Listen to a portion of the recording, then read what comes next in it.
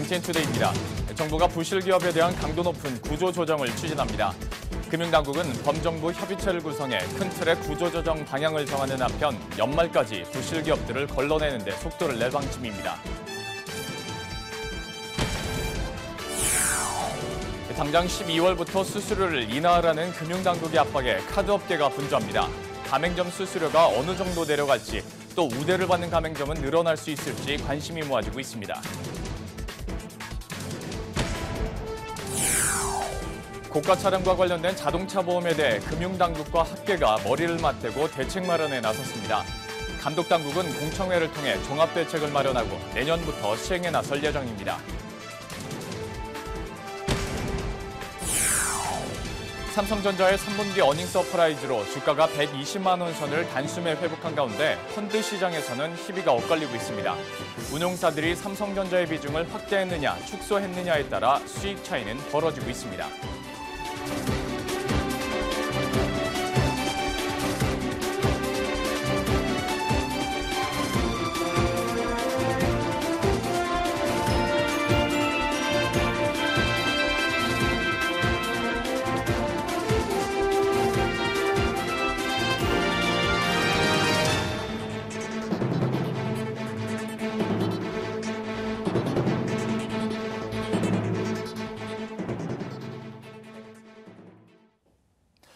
안녕하십니까. MTN투데이입니다. 정부가 이른바 좀비 기업으로 불리는 부실기업에 대한 강도 높은 구조조정을 추진합니다.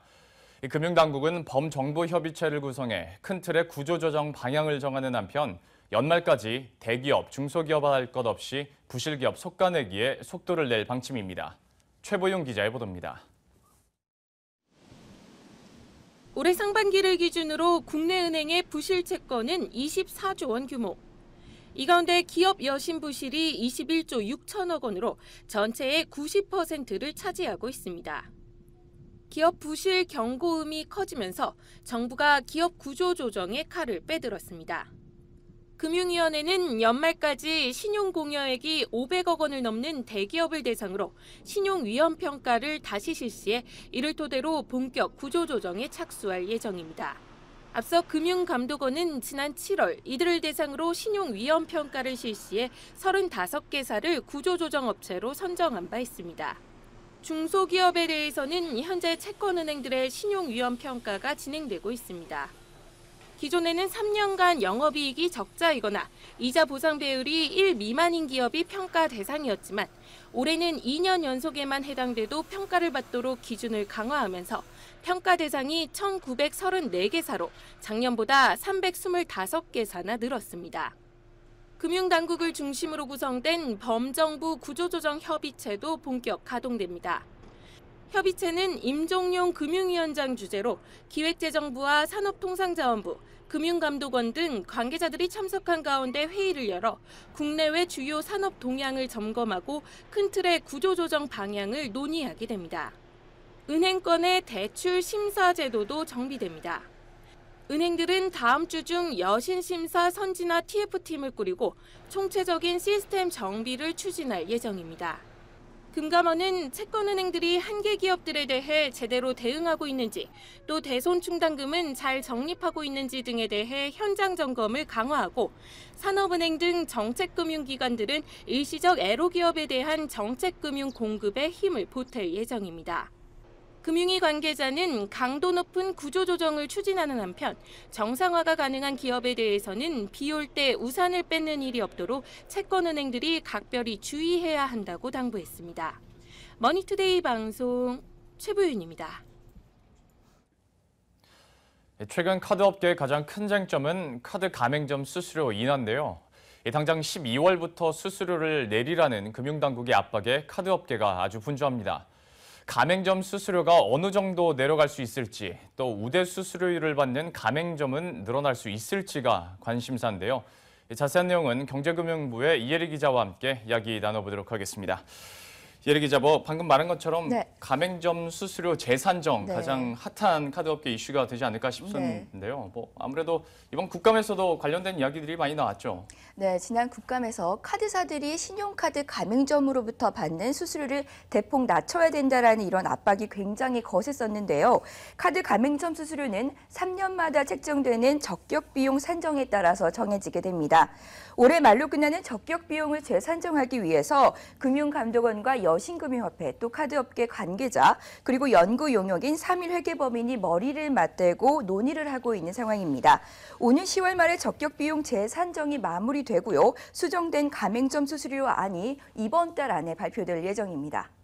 이 적격 비용 재산정이라는 말을 계속 사용을 하고 있는데요. 네. 사실 그런데 이제 해당이 되는 가맹점들을 한번 보자면 가맹점도 여러 개로 나뉘지 않습니까? 네. 이제 규모별로 영세부터 중소, 일반, 대형까지 나뉘게 되는데 그렇다면 재산정이 된다면 모두 적용이 되는 건가요? 아니면 특정 업권에 적용이 되는 건가요? 예, 그렇지는 않습니다. 현재 적격 비용이 재산정되고 있는 곳은 영세 가맹점과 중소 가맹점을 제외한 일반 가맹점만입니다. 가맹점 분류 기준을 간단하게 설명드리면요. 연매출 2억 원 미만인 곳은 영세 가맹점으로 1.5%의 가맹점 우대 수수료를 받고 있습니다.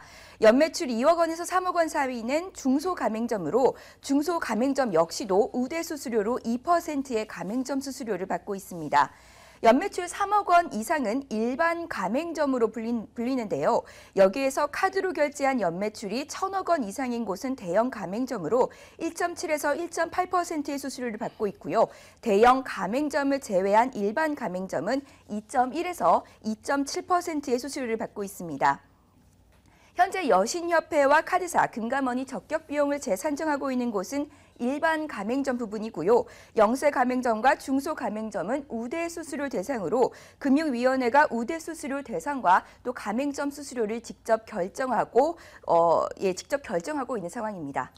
쉽게 단순화한다면 일반 가맹점에 이런 것이 해당이 된다는 네. 걸 텐데 그렇게 된다면 나중에 이제 좀 이런 역차별 논란도 없을 수는 없을 것 같습니다. 네. 전체적으로 좀 이런 좀 불만의 소리도 나올 수 있을 것 같은데 실제로 분위기가 좀 어떤가요? 네, 지난주 정무위원회 국정감사에서 임종용 금융위원장이 12월까지는 가맹점 수수료를 꼭 내리겠다라고 이렇게 말했는데요. 정치권에서는 영세 가맹점과 중소 가맹점뿐 아니라 일반 가맹점 등 전체 모든 가맹점의 카드 가맹점 수수료가 낮춰져야 된다라고 압박을 하고 있습니다. 이에 따라 업계에서는 우대 수수료를 내는 영세 가맹점과 중소 가맹점뿐 아니라 적격 비용 재산정 중인 일반 가맹점 모두 투트랙으로 비슷한 시기에 가맹점 수수료가 낮춰질 것으로 예상이 되고 있습니다. 우선 일반 가맹점을 살펴보면요. 마트와 백화점 같은 대형 가맹점은 결제 규모가 워낙 크고 또 고정비가 낮기 때문에 카드사와 가맹점 수수료 계약 시 카드사보다 좀 갑의 위치에 서게 되는데요. 카드 수수료 역시 1.7%로 일반 가맹점인 2.3%보다 낮게 됩니다. 돈을 많이 버는 대형 가맹점이 일반 가맹점보다 수수료가 낮은 것은 역차별이다라는 이런 논란이 굉장히 거센 상황인데요. 이에 따라서 이번 적격 비용 재산정에서는 일반 가맹점의 수수료가 낮아져서 대형 가맹점과 일반 가맹점의 수수료 격차가 조금 좁혀질 것으로 예상이 되고 있습니다. 우대 수수료일 대상인 영세 가맹점과 중소 가맹점을 살펴보면요. 전국 가맹점 240만 개 중에서 우대 수수료 대상 가맹점이 90%를 차지하고 있지만 이들이 카드사 수수료 수익에 차지하는 비중은 굉장히 낮다고 합니다. 10%도 되지 않다라는 조사 결과가 나오고 있는데요. 국회에서는 수수료를 더 낮춰도 카드사에게는 큰 손해가 아니다는 이런 주장을 하고 있습니다.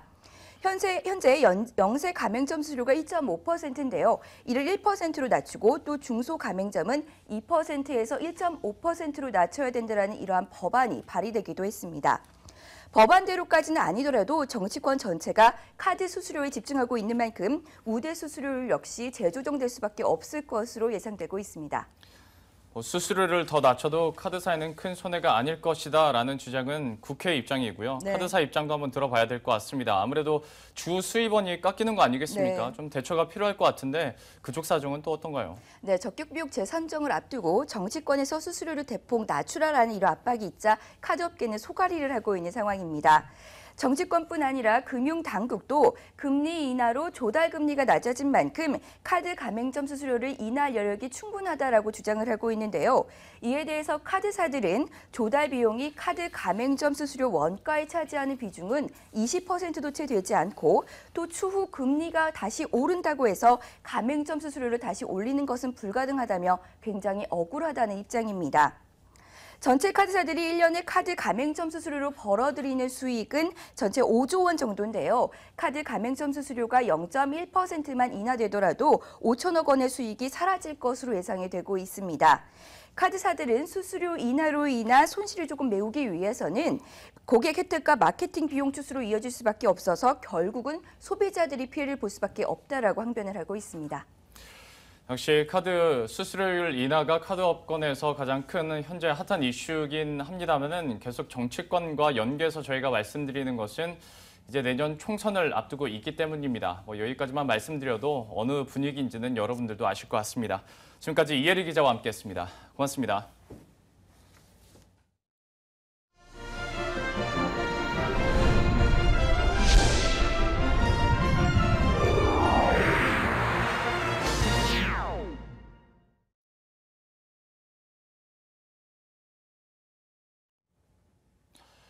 고가의 수리비와 렌트비로 한번 사고가 나면 어마어마한 보험금이 새어나가는 외제차에 대해 금융당국이 대대적인 개선 방안 마련에 나섰습니다. 강은혜 기자의 보도입니다. 그동안 비싼 부품 가격과 공인비, 렌트비 때문에 보험금 먹는 하마로 지적받아온 고가 차량 관련 자동차 보험에 대해 금융당국과 학계가 머리를 맞대고 대책 마련에 나섰습니다. 13일 보험연구원 주최로 열린 고가 차량 관련 자동차 보험 합리화 방안 정책 세미나에서는 불합리한 외제차 수리 관행을 개선하기 위한 방안이 집중 논의됐습니다. 우선 외제차 사고 시 보험 처리를 할 때 과도한 렌트비가 나가는 것을 막기 위해 현재 표준여건상 동종 차량으로 규정된 렌트 기준을 동급 차량으로 변경하는 방안이 제시됐습니다. 동급 차량이란 배기량과 연식이 유사한 차량을 말하는데 이렇게 바뀔 경우 외제차를 동급의 국산차로 렌트할 수 있게 됩니다. 예를 들어 BMW 520과 같은 외제 중형 차량은 사고 시 소나타나 K5 등 연식과 배기량이 유사한 국산 중형 차량으로 렌트하게 되는 겁니다. 국산차로 렌트하게 될 경우 비용은 외제차의 3분의 1에 불과해 보험금을 절약할 수 있게 됩니다. 또 고가 차량과 저가 차량이 사고가 났을 때 저가차의 과실이 적은데도 더 많은 보험금을 부담해야 하는 경우가 발생하는데 이런 형평성 문제를 해소하기 위해 고가차의 자기 차량 손해 보험료 부담을 높이는 방안이 제시됐습니다. 자기 차량 손해담보 보험료 산정 시 특별 요율에 고가 수리비 할증 요율을 추가하는 겁니다. 차종별 수리비가 평균 수리비의 120%를 초과할 경우 초과 비율에 따라 최대 15%까지 할증 요율이 부과됩니다. 이렇게 적용할 경우 고가 수리비 차량의 자기 차량 담보 손해보험료가 4.2% 인상될 것으로 예상됩니다. 감독당국은 이번 공청회를 통해 최종 의견 수렴을 한 후 종합대책을 마련해 표준약관을 개정하고 내년부터 시행에 나설 예정입니다. 머니투데이 방송 강은혜입니다. 삼성전자가 최근 3분기 어닝 서프라이즈를 기록하면서 주가도 많이 올랐는데요. 펀드 수익률 역시 삼성전자에 대한 비중 확대 혹은 비중 축소에 따라 엇갈리는 모습을 나타내는 것으로 조사됐습니다. 박지은 기자의 보도입니다.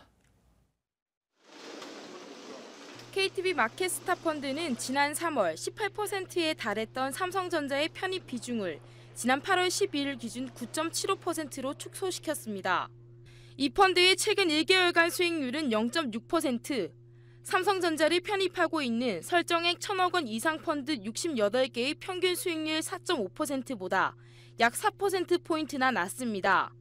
하나 UBS인 베스트 연금펀드와 신한 BNPP 엄마사랑 어린이 적립식 펀드도 지난 3월 17일에서 18%에 달했던 삼성전자의 비중을 11% 수준으로 낮췄습니다.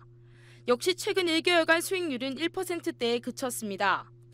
최근 삼성전자가 3분기 어닝 서프라이즈를 기록하며 크게 올랐는데 삼성전자의 비중을 축소한 펀드들의 부진이 두드러지고 있는 것입니다. 반면 올해 3월부터 8월까지 꾸준히 14% 수준을 유지하고 있는 삼성 당신을 위한 삼성그룹 밸류 인덱스 펀드는 최근 한 달간 수익률이 6.5%에 달합니다. 또 삼성전자 비중을 16%대로 유지한 KB 한국 대표 그룹주 펀드의 수익률도 5.5%를 기록하며 평균을 상회했습니다. 이런 흐름이라면 삼성전자를 담지 못한 운용사들의 고민은 더욱 커질 것으로 보입니다. 삼성전자의 4분기 실적이 당초 예상보다 긍정적으로 나올 것이라는 전망이 제시되면서 주가가 우상향 추세를 이어가고 있기 때문입니다. 실제 삼성전자는 실적 발표 당일인 지난 7일 8.69%나 상승하며 장을 마감했고 8일에도 1% 넘게 상승하며 단숨에 115만 원대에서 127만 원까지 올랐습니다. 특히 최근 2개월간 저점 100만 원대 초반에서 20%나 단숨에 올라 추격 매수가 부담스럽다는 의견이 나올 정도입니다. 수출주의 양대 산맥인 현대차 그룹주 역시 바닥에서 크게 튀어오른 상황. 환율 상승에 수혜를 입은 이들 대형주를 더 사야 할지 아니면 7월 말부터 크게 조정을 받은 중소형주 편입을 늘려야 할지 펀드 매니저들의 고민이 깊어지고 있습니다. 머니투데이 방송 박지은입니다. 시내 면세점 특허권을 두고 기존 사업자와 신규 사업자 간 경쟁이 뜨거워지고 있습니다. 경영권 분쟁이 재점화된 롯데는 그래도 세계 1위 도전을 내세워 수성에 사활을 걸고 있고 두산은 상생을 내세우며 공격적인 모습입니다. 유지승 기자가 보도합니다. 서울 시내 면세점 두 곳을 지켜야 하는 롯데. 경영권 분쟁이 소송전으로 치달으면서 특허 재선정에 타격이 불가피할 것이란 관측이 나오자 신동빈 회장이 발벗고 나섰습니다. 롯데 면세점은 세계 3위의 면세 사업자로 선장했습니다. 앞으로 2020년까지 세계 1위를 달성해 서비스업의 삼성전자가 되도록 노력하겠습니다. 롯데 면세점은 향후 5년간 사회공헌 활동에 1,500억 원을 투입하는 등 상생에 주력하겠다는 계획도 밝혔습니다.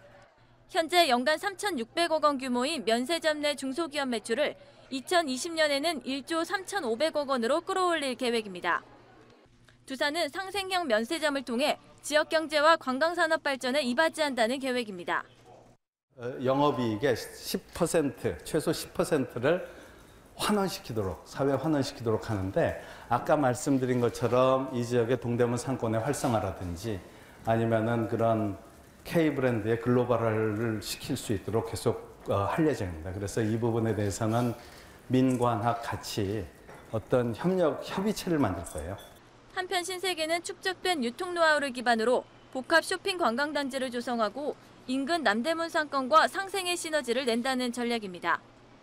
워커힐 면세점을 운영하는 SK네트워크스는 23년간의 면세점 운영 노하우를 바탕으로 관광 활성화에 더 크게 기여한다는 계획입니다.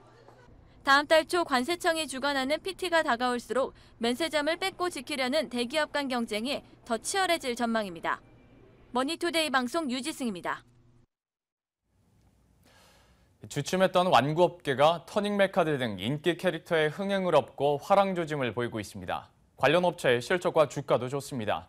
그런데 제조나 유통 과정에서 개선돼야 할 문제들도 보입니다. 박수연 기자가 보도합니다. 완구업계의 허니버터칩이라고 불리는 터닝 메카드입니다. 인기 캐릭터의 경우 두세 배 웃돈을 줘야 겨우 살 수 있을 정도로 어린이들 사이에서 폭발적인 인기입니다. 이 제품을 만든 손오공의 2분기 영업이익은 지난해와 비교해 1,800% 급등하면서 사상 최대 분기 실적을 기록했고 주가도 연초 대비 112% 뛰었습니다. 이 터닝 메카드는 남녀 구별 없이 또 다양한 연령대에서 골고루 좋아하다 보니까 상당히 매출액도 많고 또 인기도 계속 꾸준하고. 한참 인기였던 또봇을 제작하는 영실업은 지난해 매출액 1,000억 원을 돌파했습니다. 라이선싱과 자체 애니메이션을 통해 캐릭터 사업을 벌이는 대원미디어 역시 상반기 영업이익 29억 원으로 전년 동기 대비 500% 넘게 증가했습니다. 이처럼 시장 분위기는 밝지만 매년 반복되는 장난감 품귀 현상에 대한 소비자 피해 우려도 큽니다. 수요는 급증하는데 공급이 원활히 이뤄지지 않는 불균형이 발생하는 것. 대부분 완구업체들은 자체 공장이 없기 때문에 OEM 방식으로 수입해 물건을 들여와 유통을 하기까지 몇 달이 소요됩니다. 하지만 완구 제품 특성상 트렌드 주기가 짧기 때문에 시차가 발생하고 재고 리스크가 생겨 업체들은 추가 물량 주문을 꺼립니다. 완구업체 스스로 생산 라인을 갖기는 더더욱 어렵습니다. 일반 완구 같은 경우에는 금형이라는 게 있어야 되잖아요. 금형에서 찍어낼 수 있는 게 한계라는 게 있죠. 인기 캐릭터의 경우 온라인 쇼핑몰이나 마트에서 정가의 몇 배를 웃도는 가격으로 판매가 되는 등 유통시장에서의 가격 왜곡 현상도 심화되고 있습니다. 하지만 자율경쟁 시장에서 담합과 같은 불공정 행위가 아닌 이상 정부가 나서서 개입하기는 어려운 것이 현재 실정입니다. 머니투데이 방송 박수연입니다.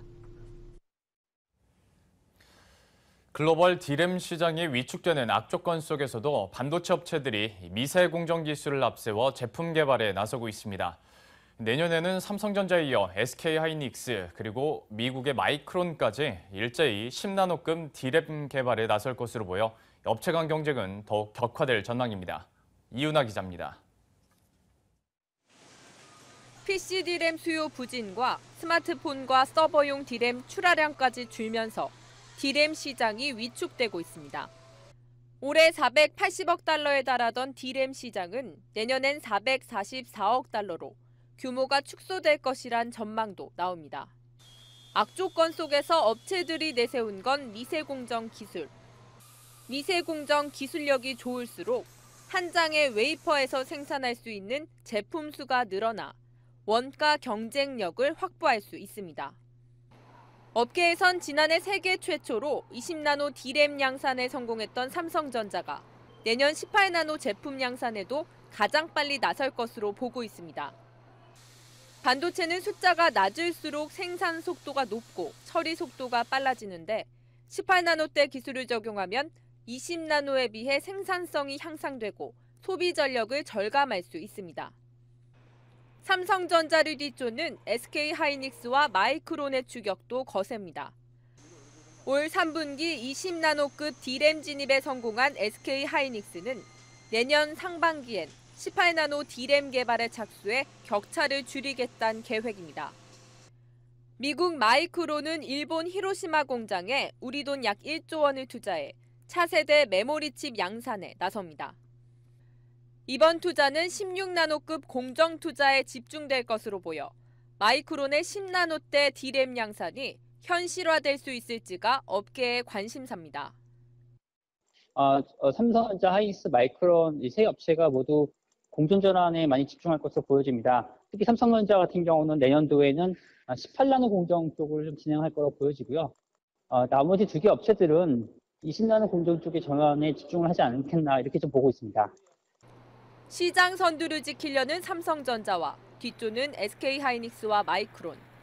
10나노급 디램 상용화를 둘러싼 반도체 업체들의 치열한 경쟁이 예고되고 있습니다. 머니투데이 방송 이윤아입니다. 갱년기, 정맥순환 장애를 겪는 중년 여성들을 위한 의미 있는 행사가 열렸습니다. 친구와 함께 둘레길을 걸으며 건강도 챙기고 추억도 쌓을 수 있었던 일석이조의 시간이었다고 하는데요. 정희영 기자가 그 현장에 다녀왔습니다. 가을 단풍이 떠오르는 핑크색 점퍼를 받쳐 입은 중년의 여성들. 오랜만에 친구와 떠나는 산행에 얼굴엔 설렘이 가득합니다. 출발 전 자기소개를 하는 시간에도 간단한 체조로 몸을 푸는 시간에도 웃음소리가 끊이지 않습니다. 마치 가을 소풍에 들뜬 여고생들 같습니다. 날도 좋고 참가하신 분들도 너무 행복해하지만 저는 개인적으로 아이들 이제 육아에서도 살짝 오늘 하루 해방되고 너무나 기쁘고 행복하고 좋습니다. 안산을 둘러싼 7km 순환형 숲길을 3시간가량 걷는 프로그램. 참가자들은 오랜만에 만난 친구와 묵혀둔 이야기를 나누기도 하고 즐거운 시간을 하나라도 놓칠세라 셀카봉으로 사진을 찍기도 합니다. 이 행사는 중년 여성들의 건강관리의 중요성을 알리기 위해 마련됐습니다. 걷기 운동을 통해 중년 여성들의 대표 질환인 정맥순환장애와 여성 갱년기 장애를 극복하자는 것. 지난해에 이어 두 번째로 열린 행사에는 50명 모집에 300명이 넘는 지원자가 몰릴 정도로 반응이 뜨거웠습니다. 고민도 나누고 건강 정보도 얻을 수 있다는 입소문이 퍼졌기 때문. 갱년기라든지 정맥순환 장애가 생기게 되는데 이거를 노화의 하나로 생각하고 질병으로 인식을 못하고 있습니다. 그래서 또 이런 것을 예방하기 차원에서는 좋은 것이 걷기인데 즐거운 사람들과 함께 걷는 것이 큰 도움이 돼서 이런 캠페인을 준비하게 되었습니다. 육아와 살림에서 벗어나 친구와 웃으며 걷는 오늘. 참가자들은 갱년기 장애와 정맥순환 장애를 극복할 수 있다는 자신감을 얻었습니다. 머니투데이 방송 정희영입니다. 허창수 GS 회장이 포스트 차이나로 불리는 베트남 시장 진출에 박차를 가하겠다고 밝히고 그룹 사장단에게 과감한 기업가 정신으로 글로벌 진출을 추진할 것을 당부했습니다. 허 회장은 지난 12일부터 이틀간 베트남 호치민에서 열린 사장단 회의에서 연평균 5에서 7% 이상의 성장세를 보이는 베트남의 잠재력에 주목하며 동남아 진출의 교두보로 삼아야 한다고 말했습니다. 특히 허 회장은 GS 계열사가 그간 중국 등 해외 시장에서 축적한 경험과 기술력을 바탕으로 동남아 시장 진출을 적극 추진해 더 큰 성장의 기회를 찾아야 한다고 말했습니다. SK텔레콤과 KT, LG U+ 등 이동통신 3사가 오늘부터 19일까지 일주일 동안 LG전자가 만든 구글의 넥서스 5X 예약 가입을 시작합니다. 넥서스 5X는 차세대 안드로이드 6.0 운영체제인 마시멜로가 최초로 탑재된 레퍼런스 폰으로 외부 충격에도 흠집이나 깨지지 않도록 고릴라 글래스 3를 장착해 내구성을 높였습니다. 넥서스 5X의 정식 출시일은 20일이며 출고가는 16GB 모델이 50만 9천 원, 32GB 모델이 56만 9천 원입니다. 벤틀리 코리아는 개별 맞춤 서비스를 소개하는 뮬리너 데이를 개최하고 고성능 럭셔리 세단인 플라잉 스퍼 국내 한정판 모델을 출시했습니다. 벤틀리 뮬리너 서비스는 개별 맞춤 서비스로 외관 페인트 컬러에서부터 시트의 바느질 방법까지 본인의 취향에 맞춰 지정할 수 있습니다. 플라잉 스퍼는 벤틀리를 대표하는 고성능 4도어 세단으로 이번에 국내 선보이는 플라잉 스퍼 코리아 에디션은 블랙 에디션과 화이트 에디션 등 두 가지만 출시됩니다. 기존 모델과 동일한 6.0리터 트윈터보 W12 엔진과 GF 8단 변속기를 장착했습니다.